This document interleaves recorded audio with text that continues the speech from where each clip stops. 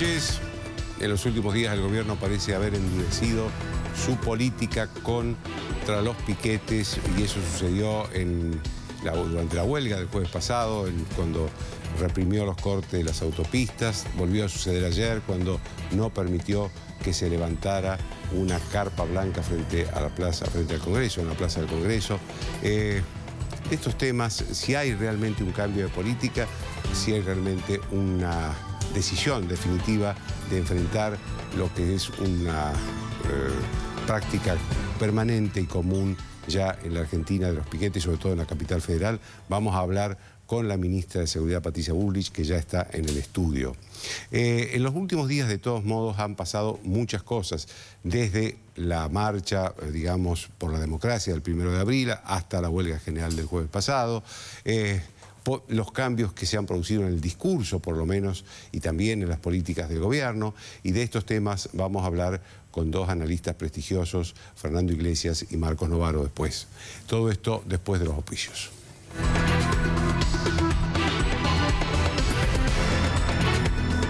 Como les anticipé, la ministra de Seguridad, Patricia Bullrich. Ministra, la primera pregunta es un poco lo que yo estaba diciendo en la presentación del programa. Es decir, ¿el gobierno ha endurecido su política frente a los piquetes?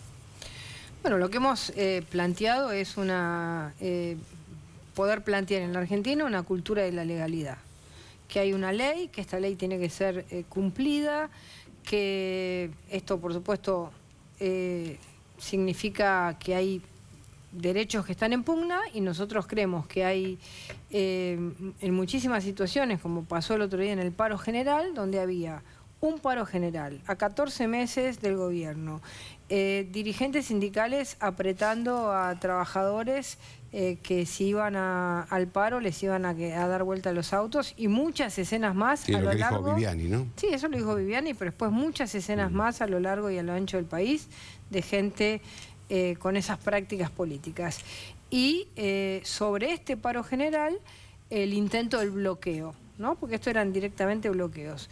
Bueno, nosotros nos decidimos a actuar, a no permitir los bloqueos de las autopistas, la Panamericana y muchas otras que durante el día del paro intentaron bloquear, el puente Porredón, que no pudieron cruzar. Y plantear que, bueno, que nosotros hemos buscado desde que asumimos el gobierno una estrategia de diálogo, y al diálogo se le ha respondido con 1.124 protestas, piquetes desde el día que comenzamos nuestro gobierno, y un paro general en 14 meses de gobierno. Entonces, evidentemente... Quiere decir que una proporción más o menos de tres piquetes por día. 2,93 por día, exactamente. Casi 3 por día. Entonces, la verdad, hemos tenido muchos menos cortes de luz que cuando estaba el kirchnerismo, porque se han hecho inversiones y se trabajó mucho en el sistema. Hemos trabajado para que la política social llegue a muchísima más gente. Hemos trabajado para que los jubilados empiecen a cobrar los juicios que durante años no cobraron. Hemos aumentado la asignación por hijo, los planes sociales. Hemos hecho una cantidad de cosas que realmente han llegado a los sectores con más necesidades. Hemos comenzado una política seria contra la inflación, y a pesar de eso hay un movimiento político que lo que busca es impugnar, impedir, imponer permanentemente una estrategia de bloqueo a nuestro gobierno. El bloqueo del otro día en la Panamericana es el bloqueo al gobierno, es el intento del bloqueo al gobierno, que este gobierno no pueda gobernar. Lo que usted está diciendo es que el bloqueo físico, digamos, que hubo en la Panamericana expresaba un poco la intención de bloqueo político que también está en la oposición. Es un bloqueo político, es un bloqueo de querer imponernos una política económica que ya fracasó, que digamos que la estamos viendo explotada en Venezuela, querer imponernos políticas de las que ha llevado adelante el kirchnerismo, que hemos visto lo que ha sucedido en estos años. Entonces, nosotros lo estamos planteando, lo planteó el presidente el 1 de marzo cuando inauguró las sesiones, lo planteó el otro día el jefe de gabinete. Bueno, háganse cargo de lo que hicieron en el país y nosotros no vamos a permitir que no nos dejen gobernar. Y en consecuencia, desde todas las perspectivas, dialogando, buscando consensos, ¿cómo puede ser que haya sectores que se sienten a la mesa, hagan un acuerdo con nosotros, como el sector de la construcción, los petroleros y demás, sepan que hay mejores números y para competir con otros sectores sindicales hagan un paro, como si el paro al país no le costara nada? Quise hacer un paréntesis en este tema porque usted fue ministro de Trabajo en su momento y tuvo que lidiar también con los gremios. ¿Por qué cree que los gremios, los sindicalistas, que son peronistas casi todos, se apuran tanto en hacerle un paro a un presidente no peronista? Siempre. Porque la búsqueda del poder es incesante y permanente de parte de un sindicalismo que pertenece a un movimiento político. No es el sindicalista de todos los trabajadores, sino que pertenece a un movimiento político. Entonces, es histórico esto. Todo gobierno que no ha sido, digamos, liderado por el peronismo ha tenido paros sistemáticos y bloqueos sistemáticos desde el primer día. Entonces, el intento de impedir que se hagan políticas distintas a las que quiere el sindicalismo peronista y el movimiento peronista es evidente, histórico y probado. Entonces, ¿qué tenemos que hacer nosotros frente a eso? Demostrar que nuestro camino es el diálogo, pero que no vamos a dejar que nos bloqueen el gobierno, ni nuestra gobernabilidad, ni nuestra capacidad de acción, ni la capacidad de la gente de trabajar, estudiar, como decía el otro día en un tuit un médico, llegar al médico y operar a un chico y hacer la vida normal. No nos van a conducir desde el intento de que lo único que se discuta en la Argentina, en vez de ser el progreso, sea el bloqueo de una oposición. Así que yo creo que, digamos, no sé si la palabra es endurecernos, la palabra es nosotros vamos a ejercer el poder que la población nos dio en las elecciones y lo vamos a ejercer demostrando que hay un poder alternativo al poder corporativo, mafioso, y que eso es lo que nosotros venimos a llevar adelante en el país. Ahora, esta política, según se ve desde afuera, ¿no? Y esto le quiero preguntar si es así, surge, me parece, a partir también de lo que pasó el 1 de abril, ¿no? De la marcha de la gente por la democracia. Yo creo que hubo ahí de todo, ¿no? Sí. Gente que votó a Macri, que no votó a Macri, pero que quiere un gobierno democrático y normal, ¿no? No, el 1 de abril fue muy importante. ¿Por qué fue muy importante? Porque, en primer lugar, muchísima gente dijo, yo no voy a permitir, yo, ciudadano, no voy a permitir que intenten, como lo dijo Bonafini en una tribuna, que le digan asesina a mi gobernadora o que le digan al presidente Macri sos la dictadura. Yo no voy a permitir eso, no voy a permitir que otra vez en la historia pase lo que pasó tantas veces, que voltearon gobiernos que no eran de su propia condición. Y creo que también pasó algo el día del paro, algo muy importante. La cantidad de gente que dijo yo no paro, algunos obligatoriamente, porque no tenían transporte, tuvieron que parar. Ahora, la cantidad de gente que puso en duda esta herramienta que en otros momentos históricos era, bueno, hay un paro general, bueno, me quedo en mi casa. Sí, como un domingo. Digamos. Un domingo, no pasa nada. Pasaba la televisión, las imágenes de Constitución. No. Bueno, ahora pasó. Ahora hubo una rebelión. Y esa rebelión es para proteger lo que la gente votó. La gente salió a proteger. Y también nos habló a nosotros.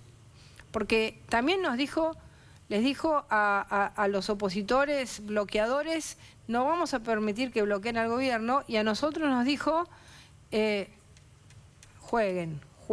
Y eso fue lo que nos dijo el martes siguiente el presidente. Quiero que todos ustedes, cada uno en su lugar, juegue contra las mafias que les ha tocado. No quiero tibios, quiero ministros, quiero funcionarios que sepan que vinimos a cambiar. No vinimos a dejar las cosas como están. Y creo que ese mensaje, digamos, estratégico para nosotros, lo tenemos que llevar en cada una de las áreas donde nos toca gestionar. A nosotros en el área de la seguridad nos implica luchar contra el narcotráfico, luchar contra las mafias del narcotráfico, luchar contra los que quieren, digamos, impedir que el bloqueo sea una realidad de todos los días. Y bueno, y eso es lo que estamos haciendo y lo que vamos a llevar adelante.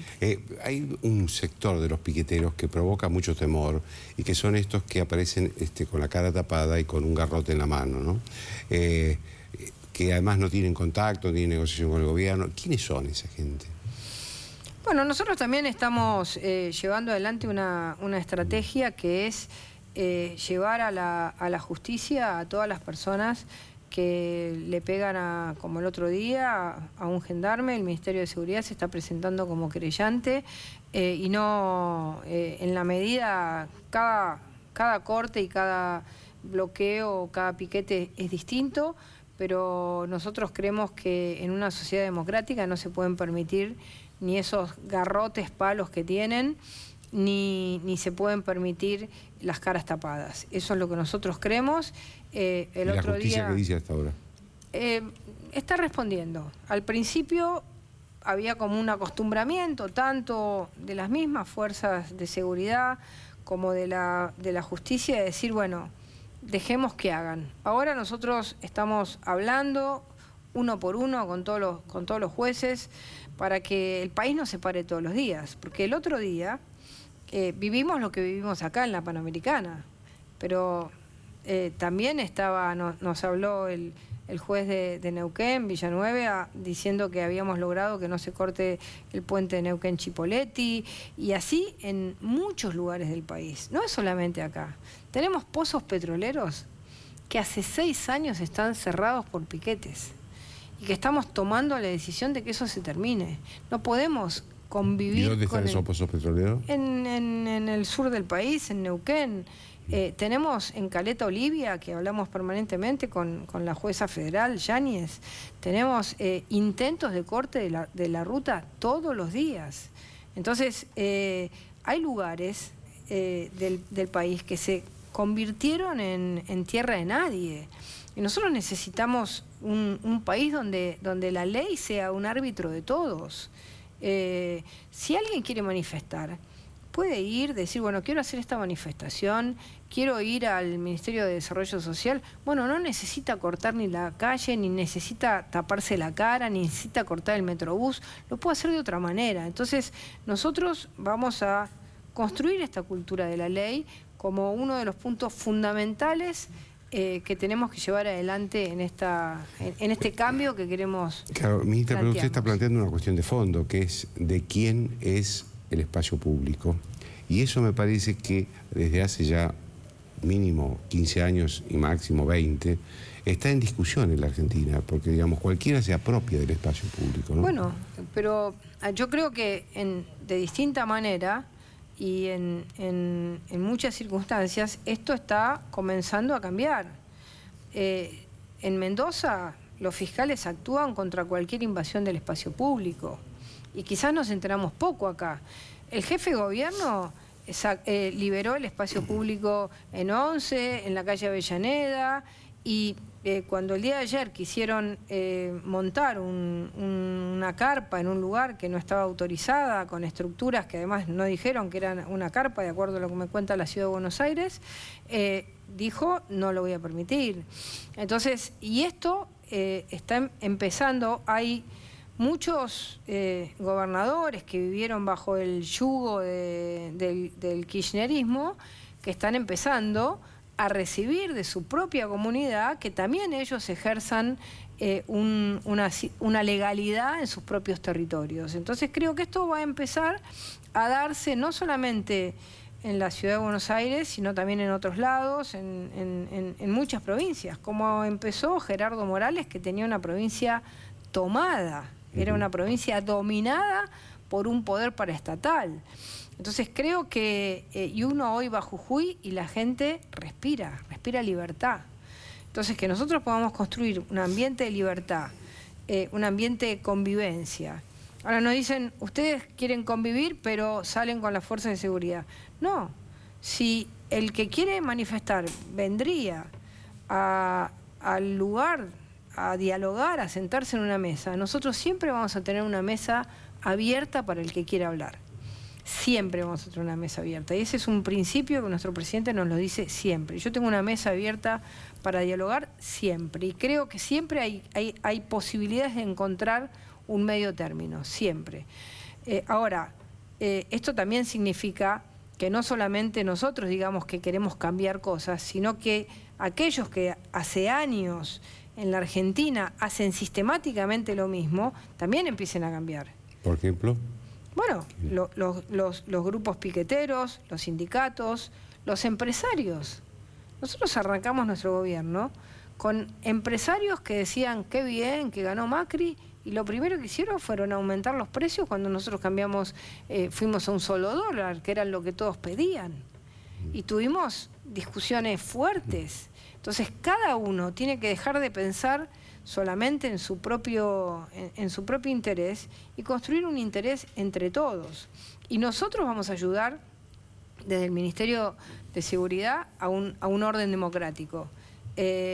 Pero si cada uno pone un poquito de sí, vamos a lograr mucho más en la Argentina. Muchísimo más de lo que hemos logrado, bueno, ni hablar de la última década, ¿no? Hablaba recién de lo que pasó anoche en la Carpa Blanca, que intentaron poner al frente del Congreso y no lo lograron. Yo sé que ese no es su territorio, que el territorio del gobierno de la ciudad, pero me gustaría su opinión, porque esto tiene que ver con lo que usted está haciendo también en otros lugares, en las autopistas y en todo lo demás. Bueno, me parece que, en primer lugar... le pregunto esto porque una versión de que hubo una represión muy dura, y por otro lado hay quienes dicen que no fue dura la represión. Quería tener su opinión. Bueno, en primer lugar, basta mirar las imágenes. Durante casi 7 horas, de acuerdo a lo que me cuenta el gobierno de la ciudad, estuvo negociando para que no pongan esas estructuras que no estaban habilitadas, que además hay responsabilidades civiles y penales con estructuras de ese tamaño que no se sabe si se pueden poner o no en ese lugar. En segundo lugar, cualquiera vio las imágenes, estaba la policía de la ciudad parada y los docentes le pegaban patadas por abajo a la policía. ¿Eran docentes?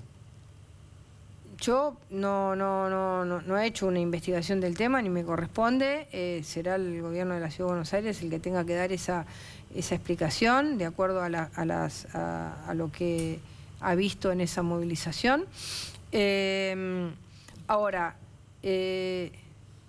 dejar otro día sin clases a los chicos, otra vez un paro. Mañana. Otra vez un paro. Y además... si durante 7 horas se acuerda no poner esa estructura y se acuerda que iban a ir al otro día a pedir el permiso y de golpe, en realidad todo eso fue un ganar tiempo para juntar gente y tratar de defender eso, bueno, ahí también el gobierno de la ciudad dijo, bueno, o yo pongo cierta autoridad o evidentemente, si durante 7 horas quise hablar, me contestaron diciendo que sí, que estaba bien, que al otro día iban a presentar el permiso, que no era una carpa, que era una estructura para un acto al día siguiente. Y después la respuesta era solamente ganar tiempo para reagruparse y generar esa imagen.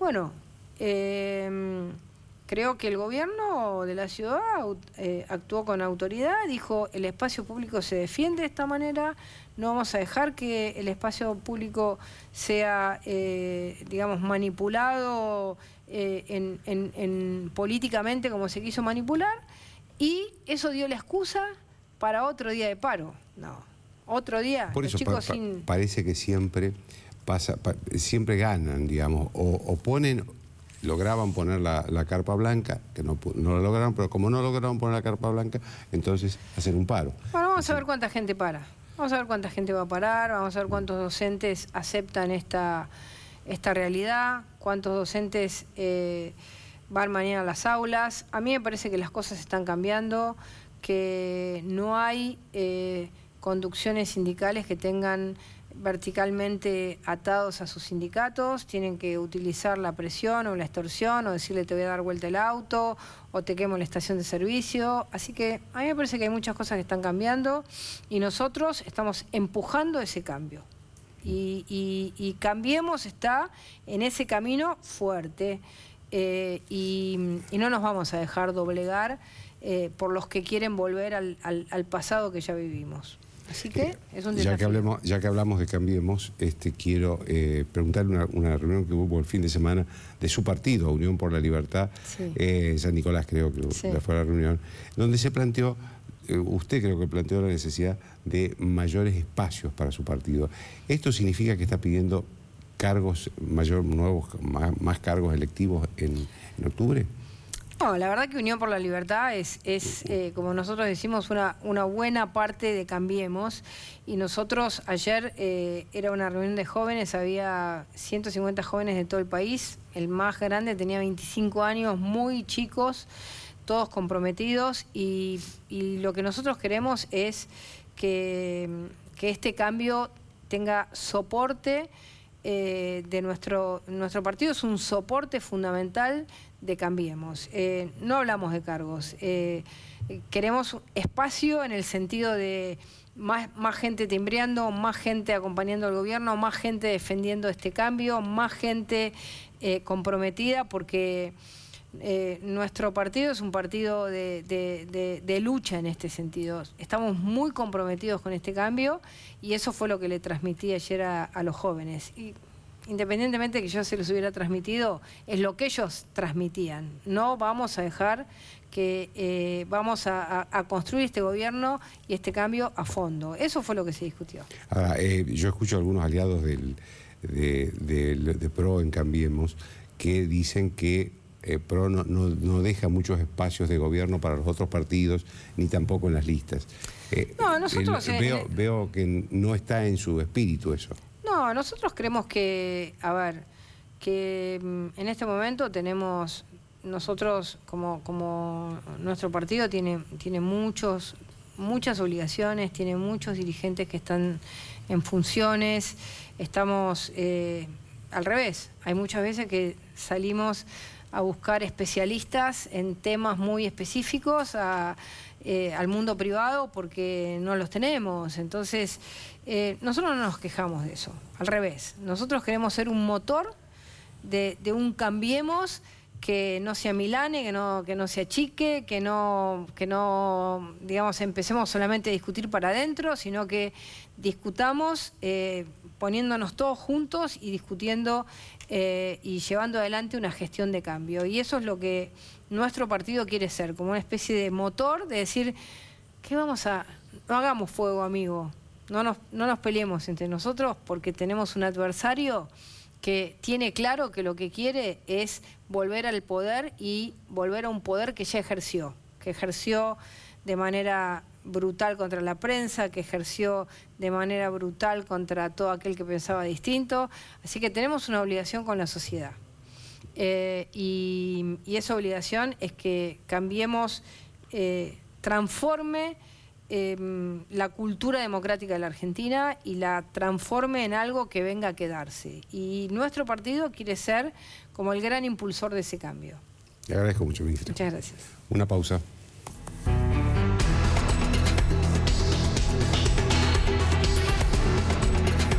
Invertir tu...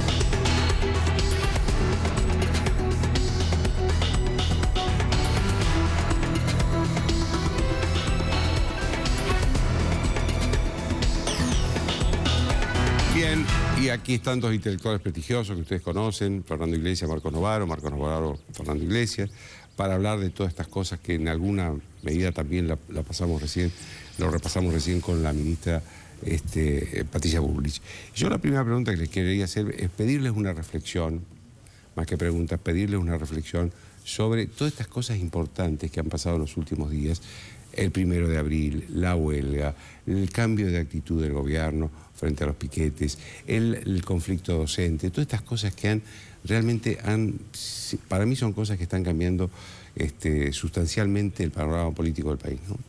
¿Quién quiere empezar? Sí, bueno, a mí me parece que en estos últimos días, en el mes de marzo, por decir así, se han hecho públicas, evidentes, dos Argentinas muy diferentes. Y creo que las movilizaciones han servido un poco para mostrar eso, ¿no? Hagamos un rápido repaso. Primero, movilización de la CGT con disputa por el palco en el peor estilo del peor peronismo, con violencia, con líderes sindicales corriendo. Los piquetes que en forma sistemática por un par de semanas bloquearon la ciudad de Buenos Aires y no dejaron trabajar a nadie. La marcha del 24 de marzo, que supuestamente debía convocar a la unidad de los argentinos en defensa de los derechos humanos, usada como palco para reivindicar el terrorismo y para llevar un helicóptero en una clara acción destituyente, hecha por una minoría, pero permitida y por lo menos consentida por el resto de la plaza.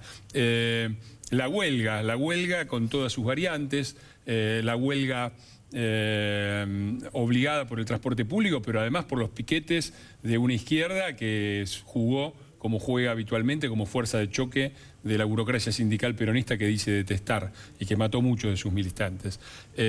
Bueno, me parece que esa es toda una Argentina, eso me parece que representa una Argentina que no va más, que no vuelve, que no tiene, que yo espero por lo menos, a veces uno confunde los deseos con la realidad, que yo espero que no vuelva nunca. Y me parece que la marcha del otro día, la marcha del sábado, del primero, expresó una Argentina diferente, que con todos sus defectos no fue una marcha de apoyo al gobierno. Es más, hubo gente desde el propio Cambiemos que la desalentó manifiestamente, pero la gente salió igual porque vio la amenaza, vio claramente la intención de destituir o por lo menos erosionar a este gobierno, apostó fuertemente a que su presencia fuera un aval. Y creo que fue un llamado de atención, fue primero una afirmación neta y tajante de a cuál Argentina no queremos volver, y me parece que fue también un llamado de atención al gobierno en el sentido de que existe una mayoría, no sé si una mayoría de acuerdo a las elecciones, pero creo un sector, digámoslo así, un sector de la sociedad creciente que apoya un cambio, que votó un gobierno que se llama Cambiemos y que quiere que ese gobierno se ponga al frente. Y me parece que esto, cierro con esto, es de alguna manera también anterior a todo el mes de marzo, porque por ejemplo el discurso en marzo abrió con el discurso de Macri en el Congreso, que ya fue un discurso con un tono muy diferente al del año anterior, o con la presencia de Marcos Peña en el Congreso diciendo una frase a la que yo respaldo, a ver si alguna vez se hacen cargo de algo. Eso fue anterior a todo lo que pasó y me parece que hay un cambio muy grande en la sociedad que el kirchnerismo, y me voy a arriesgar a decir también el peronismo, no logra todavía percibir. Marcos. Bueno, yo diferiría un poco con Fernando en esta cuestión de las dos Argentinas, ¿no? Yo creo que esa versión así de que vivimos en una sociedad dividida a mí no me convence, digamos, ¿no? Yo creo que el grueso de la sociedad argentina está en una posición muy moderada y hay pequeñas minorías, en particular una cada vez más pequeña, que tiene una gran capacidad de movilización, que se manifestó muy intensamente en marzo, en esa seguidilla de protestas que generaron cada vez más alarma en el gobierno y también en sectores oficialistas de la sociedad, que reaccionaron el 1 de abril, digamos, ¿no? Ahora, los que se movilizan en general siempre son los que están muy enojados por algo o muy enojados por otra cosa, digamos, ¿no? Están muy enojados con Cristina o están muy enojados con Macri. El grueso de la gente no está en esa polarización y me parece que no hay que interpretar los comportamientos de grandes actores a la luz de esa polarización. Más allá de que algunos actores usan la polarización. Por ejemplo, el gobierno la usa porque sabe que la minoría kirchnerista lleva las de perder. Entonces, es razonable que polarice la escena. Pero una cosa es que se polarice la escena y otra cosa es que se polarice la sociedad, ¿no? Yo creo que incluso diría, el paro de la CGT, a mí me parece que fue un paro muy moderado, digamos, ¿no? Fue un paro moderado, más allá de las manifestaciones de Viviani y de algunos otros que quedaron muy aislados, en gran medida por esa fuerza de la moderación, ¿no? La CGT hizo una conferencia de prensa donde se negaron a anunciar un plan de lucha, se negaron a anunciar nuevas medidas y hablaron de cosas muy generales que tenían que ver con, bueno, cambios en la política económica que no se sabe bien en qué consisten, porque no se ponen nunca de acuerdo entre ellos y lo saben, y diálogo. Queremos negociación. ¿Qué es lo que les ofrece el gobierno? Con la única diferencia que el gobierno ofrece pactos sectoriales y ellos quieren una negociación más abierta, amplia, porque así fortalecen la unidad CGTista, digamos, cosa que también para la CGT es razonable. Yo diría que como paro se pareció mucho más a los paros que les solía hacer la CGT o los sectores sindicales a los gobiernos peronistas que los que le hacían con planes de lucha a Alfonsín o a De la Rúa, donde sí había polarización y mucho más un intento de erosión, digamos, ¿no? Yo creo que este es un paro muy moderado que no interpretaría para nada en la clave de esa seguidilla de protestas de marzo, donde sí se manifestó la oposición dura, que es, la verdad, muy minoritaria. Y después del 24 de marzo, que sí coincido con lo que decía Fernando, fue un papelón para los organizadores. Yo creo que cada vez más minoritaria. Creo que la gente que se movilizó espontáneamente el 24 de marzo se llevó un susto con las cosas que escuchó. Y la verdad que ese feriado del 24 cada vez tiene menos sentido, digamos. Nunca tuvo mucho sentido que sea un feriado nacional, pero ahora es cada vez más evidente que es un feriado de una facción y que como Día de los Derechos Humanos no reúne a la sociedad argentina. Es como festejar o celebrar las luchas de independencia con la fecha de la cancha rayada, digamos. Claro. Es ridículo, digamos. Entonces, los derechos humanos tienen su día, el 10 de diciembre, ¿no? Exactamente. Y además coincide con la asunción del primer gobierno con democrático. El fin de la dictadura. Y los Kirchner no quisieron nunca celebrar el 10 de diciembre, por obvias razones, y por eso pusieron el feriado del 24. Que puede seguir siendo el Día de la Memoria, porque es un día para recordar en las escuelas y para debatir, pero no un feriado nacional, porque no nos reúne como argentinos. Bueno, pero puede ser que nos identifique, ¿no? Es que yo creo que la elección del 24 de marzo es expresiva del punto en el que difiero con Marcos. ¿Por qué la insistencia en el 24 de marzo? Primero, por no darle ninguna ventaja al radicalismo que está asociado a la figura del 10 de diciembre, Día de Asunción de Alfonsín. Pero además, porque establece la idea de que el 24 de marzo hubo una ruptura radical con el país anterior. Ahora, cualquiera que analice la historia, ya había desapariciones, ya había listas negras, ya había exilios, ya había la AAA, ya había... Es decir, todo lo que pasó después fue incomparablemente peor. Pero el 24 de marzo tuvo una parte de ruptura, pero tuvo también una gran parte de continuidad. Cuando se pone el 24 de marzo como fecha fundacional de un horror, lo que se quiere es olvidar el horror anterior. Pero hay un punto que a mí me parece importante.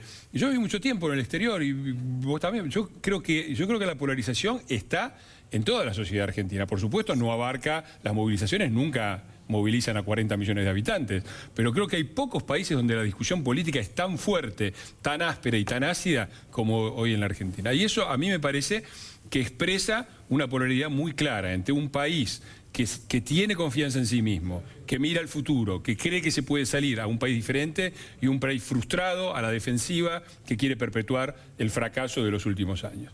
Y en cuanto al peronismo y el kirchnerismo, también voy a diferir. A mí me parece que el peronismo, con la astucia habitual de los muchachos, está utilizando al kirchnerismo como su fuerza de choque, ¿no? Todos se mandan atrás, se esconden, pero... Cuando vos ves, o sea, el kirchnerismo queda como el club del helicóptero, son ellos nada más. Y el peronismo, el que firma en la Cámara de Diputados el pedido de juicio político a Macri, no son solamente los diputados de la Cámara, está también el presidente del Partido Justicialista, José Luis Gioja, está ahí la firma. Y me parece que el peronismo, con mucha habilidad, maneja estos tiempos, así como hicieron el año pasado. El Frente Renovador, en la época de la luna de miel, Massa se fue a Davos con Macri a sacarse fotos. Y a fin de año, cuando parecía que el tema de ganancias se convertía en un escollo grave para el gobierno, armaron un frente único con el club del helicóptero. Ahí está la foto con Camaño, con Recalde, con Victoria Donda, armando lo que armaron para ganancias, tratando de erosionar al gobierno. Por supuesto, en este momento están todos metidos abajo de la cama, pero 2 de los 3 del triunvirato cegetista, no olvidemos, pertenece al Frente Renovador. Uno de ellos es diputado.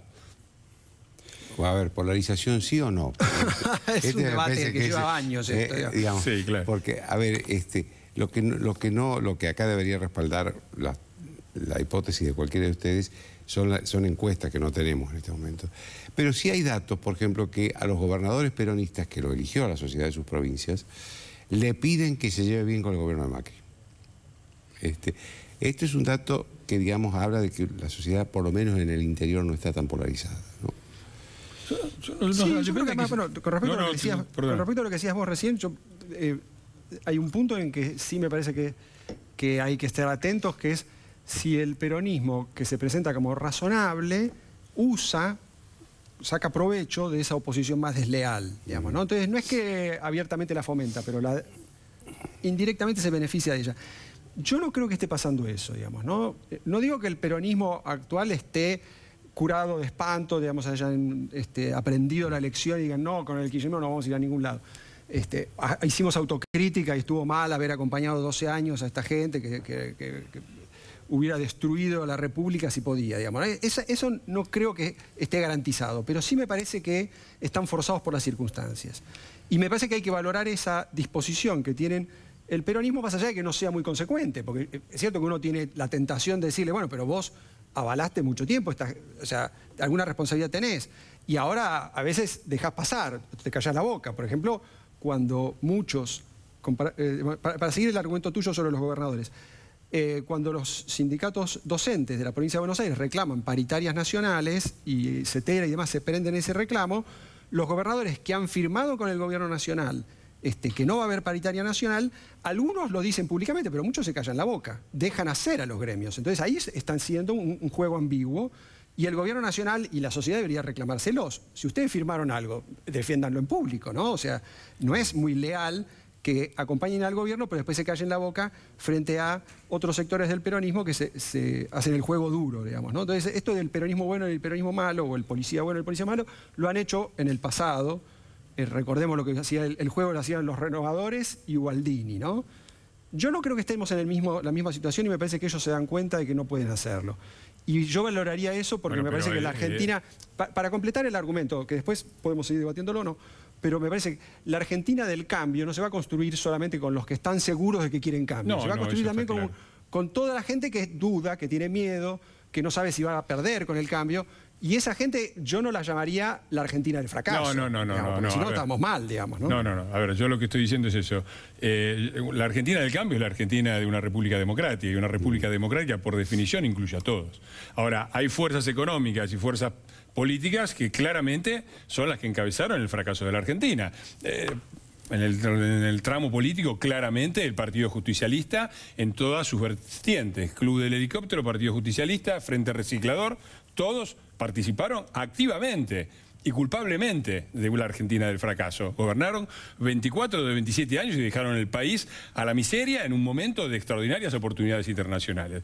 El empresariado prebendario, el empresariado que sigue pidiendo vivir de subsidios y vivir de dinero que el gobierno está empezando a poner, y yo me alegro mucho, en obra pública, en dar trabajo, no subsidiando unidades fabriquitas improductivas que más tarde o más temprano terminan cerrando, sino creando obra pública, haciendo cloacas para la gente que la necesita, haciendo viviendas, duplicando la red de autopistas. El empresariado prebendario es otro, y el sindicalismo que se acaba de poner en evidencia, porque me parece muy claro quiénes son todos estos muchachos que forman parte de la CGT. Ahora, vos tenés razón en que quizás la discusión está en si no quieren o no pueden. Yo creo que no pueden. El peronismo usa una herramienta extraordinaria que es el peronómetro. El peronómetro establece que cuando un presidente que no es peronista tiene 60% de aprobación popular, en las encuestas es intocable. Cuando empieza a bajar el peronómetro, la cosa cambia. Cuando marca 40%, el peronismo ya se pone en cocorito, como se pusieron a fines del año pasado, y en 30% es destitución. Y ahí están todos, porque yo estuve en la Cámara de Diputados y vi a dos sujetos que deben ser exactamente lo contrario uno del otro, como Kunkel y Díaz Bancalari, a los abrazos como si fueran hermanos de toda la vida. Y eso me parece que ha sido durante mucho tiempo el peronismo. Ojalá que cambie, pero yo mucha fe no les tengo. Ahora, es cierto en algún sentido lo que dice Fernando, porque, digamos, lo que aparecía el año pasado era un peronismo. Había dos peronismos, claramente, el peronismo kirchnerista y el peronismo moderado, digamos, ¿no? Pichetto, el propio Massa, Bocio. Y hoy me parece que el discurso kirchnerista está tiñendo todo el peronismo, porque esos moderados han desaparecido, han salido del escenario. Esto sí me parece que ha pasado los últimos meses. Sí, se han debilitado mucho, ¿no? Massa yo creo que es el principal perdedor desde fines del año pasado, ya era evidente en las encuestas, Massa estaba de caída. Y es claro, incluso para muchos del Frente Renovador, Daer ya lo ha dicho abiertamente, digamos, que él no es el líder de un peronismo reunificado, digamos, ¿no? Massa no le alcanza para ser el líder que va a reunificar el peronismo. Y entonces están buscando a alguien nuevo y hasta que no lo encuentren, probablemente ese peronismo va a quedar un poquito desdibujado. Esa es una situación complicada, pero que no impide la colaboración y me parece que no impide que haya muchos comportamientos, Fernando diría forzados por las circunstancias, ok, pero la democracia se construye así, digamos, ¿no? Sí, es decir, claro, no es que la Argentina tiene una larga tradición democrática y no lo logramos hacer porque alguien nos lo impide. No tenemos tradición democrática y nos las tenemos que construir. La lista que vos haces de culpables del fracaso, el kirchnerismo la hacía con otros integrantes. Decía, los culpables del fracaso son los liberales, los radicales, Cavallo, y bueno, seguía la lista. ¿Sabés lo que pasa, Marcos? Que los culpables del kirchnerismo, los culpables que señala el kirchnerismo, están en todos los países. Porque ¿cuáles eran los culpables? Las grandes empresas, los bancos, el Fondo Monetario Internacional, ¿verdad? Etcétera. Todos esos actores culpables del fracaso argentino existían en todos los países, pero solamente fracasaba la Argentina. Pero mira vos, ¿cuál era la particularidad política de la Argentina? El peronismo. Mira vos qué Está bien, pero Fernando, ese es un argumento que vos has venido desarrollando con mucha intensidad, en mi opinión con demasiado fanatismo, digamos. Yo creo que los argumentos del tipo esta categoría de personas de la Argentina son los culpables de nuestro fracaso, yo no lo comparto, no se lo predicaría a nadie, ni siquiera al peronismo, con el cual realmente tengo muchas diferencias y creo que han hecho bastante daño en los últimos años sobre todo, pero creo que es una fuerza legítima que hay que tratar de que se comporte de mejor manera que en los últimos 12 años. Nadie pone en duda eso, nadie pone en duda eso. Entonces yo diría como argumento, me parece que yo hablaría de los matices y de los grises, reforzaría eso y reforzaría el hecho de que las costumbres se adquieren por ejercicio inconsecuente. Digamos, ¿no? La gente cuando es inconsecuente con sus prácticas tradicionales empieza a adquirir nuevas costumbres. Ojalá. Entonces me parece que eso es lo que hay que forzar a que suceda y yo creo que las circunstancias son muy favorables a eso porque la verdad que la salida por el lado de la ruptura yo creo que una minoría muy pequeña apuesta a eso y cree que eso puede funcionar. Perdóname, pero vos estás diciendo una cosa. Yo no estoy a favor de ninguna ruptura y creo que un país se hace con todos, se hace con los peronistas y con los críticos del peronismo. Ahora, eso y desconocer las responsabilidades históricas o tener un distinto juicio sobre las responsabilidades históricas es otra cosa. Ojalá haya un peronismo republicano. Si me vienen a decir que el peronismo republicano es Gioja, presidente del Partido Justicialista, firmando el pedido de juicio político a Macri, y no lo creo. Si me vienen a decir que la renovación peronista son los jefes de gabinete de Cristina, con el equipo económico de Duhalde, con los ministros, con el gobernador de la provincia de Buenos Aires de Cristina, etc., la verdad que me cuesta mucho creerlo. Que se esmeren un poco los muchachos. Bienvenidos si van a ser republicanos. Yo por ahora no lo veo. Y mientras la crítica del peronismo la haga yo, y algunos más, bajo los insultos de los peronistas, en vez de hacer autocrítica, se dedican a apedrear a quienes lo critican, la verdad que por ahora les creo poco. Ojalá me equivoque y en el futuro me demuestren que yo estoy equivocado. Le agradezco a los dos, ¿eh? No, gracias a vos. Una pausa.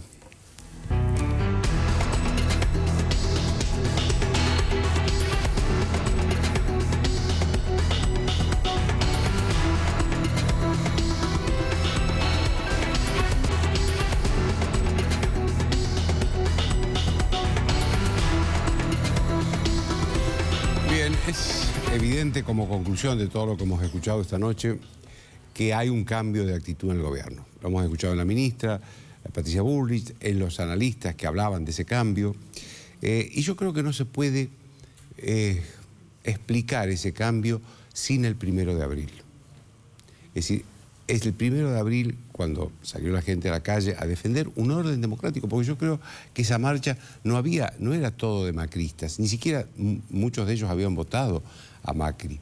Creo que a lo que había era un rechazo a una actitud golpista, a una actitud claramente destituyente, porque el contexto en el que se dio el 1 de abril era el del asedio al gobierno por parte de los sindicatos, por parte de los piqueteros.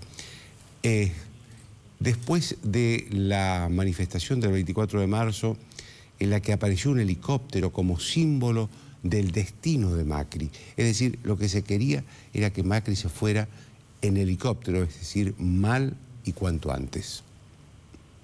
En ese contexto se dio el 1 de abril. Y yo creo que lo que la gente quería decir ese 1 de abril, más allá de si les gusta o no Macri, es que así no se trata a un gobierno democrático nunca más en el país, sea este o futuros gobiernos democráticos.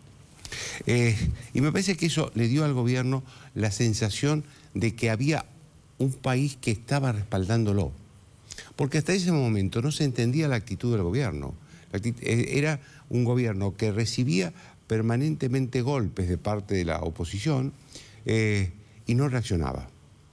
Que los sindicatos le anunciaban una huelga, le hacían una marcha, que los piquetes le mortificaban la vida de la ciudad, sobre todo de la capital, todos los días. El gobierno no reaccionaba. Parecía como que no tenía capacidad de reacción o como que estaba en duda de si alguien lo respaldaba en una reacción, hasta que el 1 de abril descubrió que había una sociedad que lo respaldaba. Y ahí reaccionó, a mí lo que me parece que está faltando en el país es un contrato político básico, porque yo veo, digamos, por ejemplo, a mí me sorprendió muchísimo esto del helicóptero realmente, porque nunca hubo, que yo recuerde, un acto tan explícito de golpismo. Nunca hubo. Inclusive cuando de la Rúa se fue en helicóptero, posiblemente haya sido la conclusión de una trama golpista de algún sector del peronismo. Pero nunca nadie lo dijo, nunca nadie lo aceptó, nunca nadie lo anunció. En este caso apareció un helicóptero en una manifestación como deseando que ese sea el destino de Macri. Yo creo por eso que falta acá un contrato político elemental y básico, que diga que se puede disentir y se debe disentir con el gobierno. No solo se puede, sino que se debe, porque un gobierno que tiene solo aplausos es un gobierno que va a terminar mal. Se puede protestar, ¿cómo no? Pues el derecho de protesta está en la Constitución argentina. Lo que no se puede es mortificar la vida de miles de argentinos con piquetes cotidianos, y lo que menos aún se puede es amenazar, aunque sea dialécticamente, el orden democrático. Mucho menos con imágenes como las de un helicóptero deseándole ese final para un presidente. Porque si existiera ese final para el presidente actual, la sociedad argentina tendría que haber sufrido muchísimo para que ese sea el final del presidente. Es decir, no es el helicóptero el destino fatal de un hombre, sino también el destino fatal de toda una sociedad. Chau, hasta el lunes.